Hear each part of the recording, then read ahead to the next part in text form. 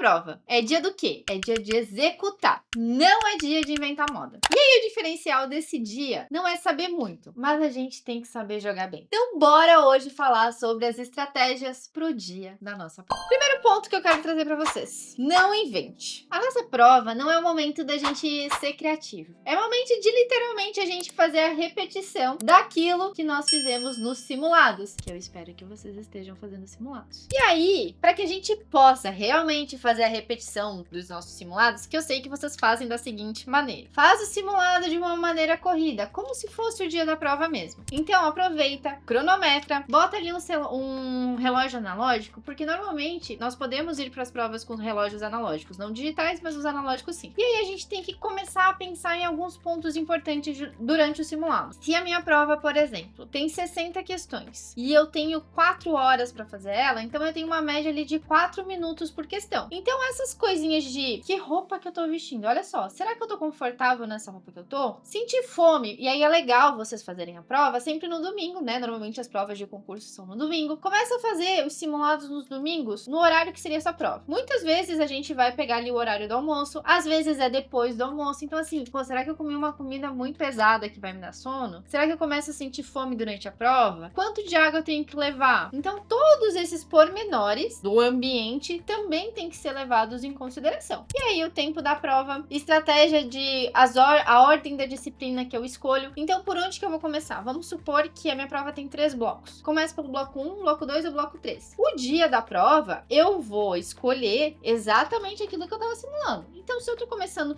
vou fazer em ordem, bloco 1, bloco 2, bloco 3, eu continuo seguindo essa ordem. A gente não vai inventar coisas novas no dia da prova. A gente vai fazer o quê? Repetição do que a gente já vem fazendo. Segundo ponto. Aí, a gente tem que começar sempre pelo mais rápido e pelo mais fácil. O que isso significa? E aí, isso vocês têm que ir treinando nos simulados. Começa aí com algumas questões que são mais curtas e que são mais fáceis. Aquelas questões que você bate o olho e pá, já sei qual que é a resposta. Por quê? Lembra que eu falei no nosso exemplo? Eu tenho 4 minutos por questão. Se eu começo pelas mais rápidas e pelas mais fáceis, primeiro, eu tô economizando meu tempo. Então eu já deixo um saldo, uma gordurinha para aquelas questões que vão exigir mais de mim. Segundo, a minha confiança já vai ficando maior. Então se eu comecei a prova e eu tô numa sequência, eu tô indo pelas questões mais rápidas, mais fáceis, e eu tô ali acertando, quando eu vejo, passou às vezes 20 minutos na prova e eu já tenho 10 questões que eu tenho certeza que eu acertei. Então a minha confiança já vai lá em cima e isso ajuda com que eu perca aquela ansiedade e aquela insegurança pré-prova. Aí também eu recomendo, se tiver interpretação de texto, por exemplo, né? É muito comum a banca já começar as provas com interpretação de texto, com textos longos. Às vezes a gente tá tão nervoso na hora da prova que você acaba lendo 5, 6, 7 linhas e você não leu nada. E aí é tempo que você poderia estar fazendo aquelas questões curtas e rápidas. Então eu não deixaria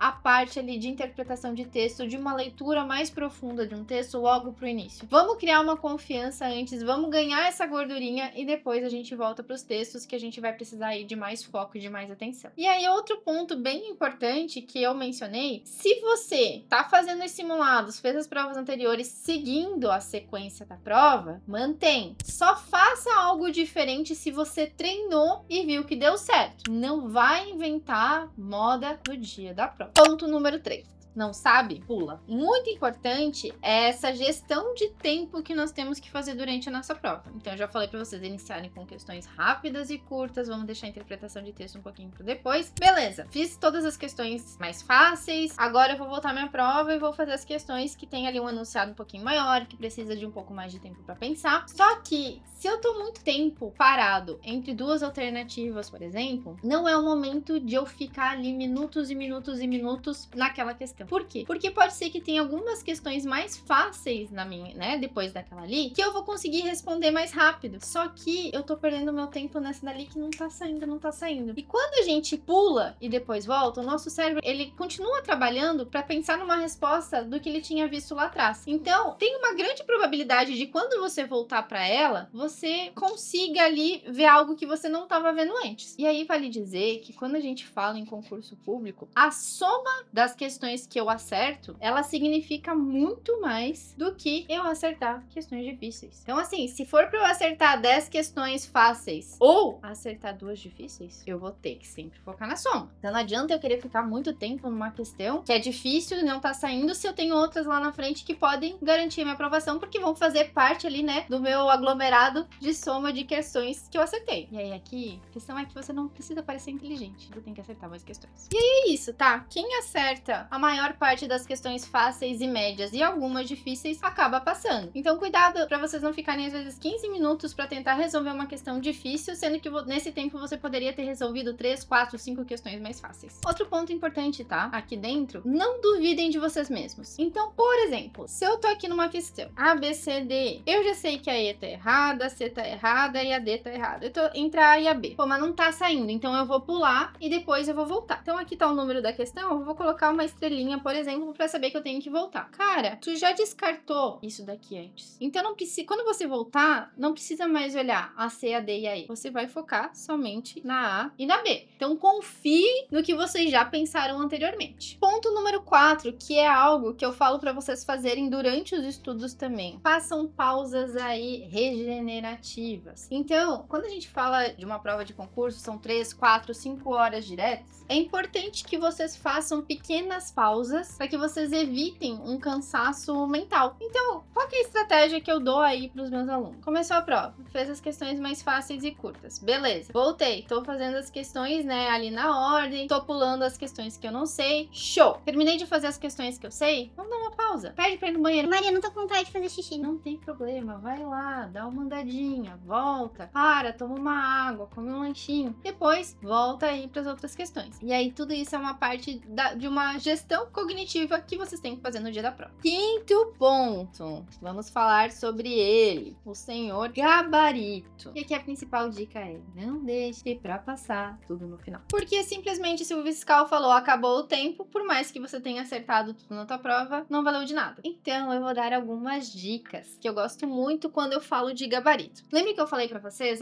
Fiz todas as questões e tal, vão pro banheiro, né? Acabei de falar isso pra vocês. Cara, voltou do banheiro ou antes de ir no banheiro, começa a passar aquelas questões que você já tem certeza que você já fez. Dica somente pra quem tá inscrito aqui no canal e tá vendo esse vídeo. A maioria dos concursos deixa que você leve lápis. Tá, Maria, e o que o lápis vai me ajudar nesse momento? Vamos supor que a gente tem 3 alternativas aqui para marcar no gabarito, A, B e C. O que eu falo para os meus alunos? Façam uma marquinha de lápis pequenininha, só uma marquinhazinha assim de lápis. Então, antes de ir no banheiro, faz essa marquinha de lápis. Foi no banheiro, deu aquela pausa, voltou, aí a gente vai marcar o gabarito. Se as questões que eu tô marcando aqui são aquelas questões que são fáceis, que são rápidas, que eu tenho certeza praticamente que eu acertei, o que a gente não pode fazer de jeito nenhum? Passar elas erradas pro gabarito. Então, quando eu fiz a marquinha do lápis antes de ir no banheiro, agora eu voltei, tô um pouquinho mais relaxado, eu vou fazer uma checagem dupla, um double check. E aí assim, eu vou passar de maneira integral ali pro gabarito. Então eu vou poder reconferir ali na minha prova.